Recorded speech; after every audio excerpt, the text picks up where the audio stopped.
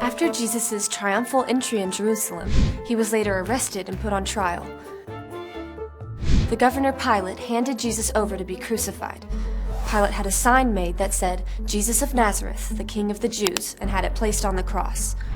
The soldiers dressed Jesus in a scarlet robe. They made a crown of thorns and placed it on his head.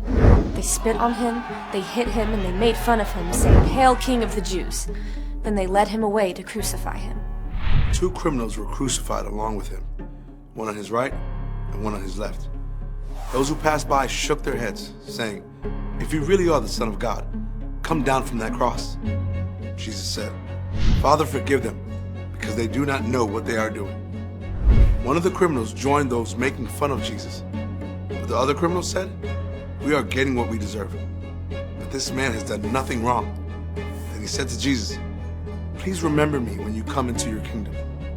Jesus replied, "Truly I tell you, today you will be with me in paradise." Darkness covered the whole land for 3 hours. Jesus cried out, "Eli, Eli, lema sabachthani," which means, my God, why have you abandoned me?" Then he cried out again with a loud voice, saying, "Father, into your hands I entrust my spirit. It is finished." The curtain of the sanctuary was torn in two from top to bottom. A man named Joseph came and asked for Jesus' body. He took it, wrapped it in clean linen, and placed it in his own tomb. A great stone was rolled against the entrance.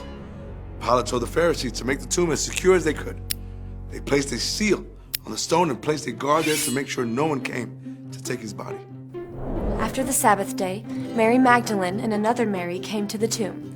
They found an angel of the Lord had rolled back the stone and was sitting on it. He told the women, "Do not be afraid. Jesus who was crucified is not here. He has risen, just as he said."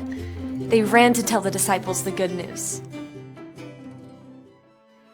God's plan was always to send Jesus to die for the sins of the world.